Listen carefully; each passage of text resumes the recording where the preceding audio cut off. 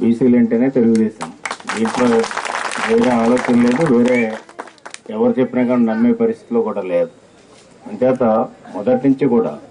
మనం మొదటి నుంచి చూసినట్లయితే ఏ విధంగా అయితే తెలుగుదేశం పార్టీని ఆదరిస్తున్నటువంటి కులాలు ఏవైతే ఉన్నాయో బీసీ కులాలు మిగతా వాళ్ళందరూ కూడా చేస్తున్నారు. కానీ బేసిక్ గా మనం చూసినట్లయితే పార్టీ యంత్రాంగంలో కానీ, అదేవిధంగా ప్రభుత్వ యంత్రాంగంలో కానీ, అదేవిధంగా మామూలు చూసినట్లయితే ఓట్లు వేసే వాళ్ళలో కానీ బీసీలే ఎక్కువ శాతం తెలుగుదేశం పార్టీని పోషిస్తున్నారని చెప్పడానికి ఈ ఊరు ఒక ఉదాహరణ అనేది కూడా మీకు సందర్భంగా అంచేత అదేవిధంగా తెలుగుదేశం పార్టీ కూడా ప్రాధాన్యత ఆ రోజున ఎన్టీ రామారావు గారి దగ్గర నుంచి ఇప్పటి వరకు కూడా మనం చూస్తే 82వ సంవత్సరం ముందు బీసీలకి ఏం కార్యక్రమాలు ఉండే కావు.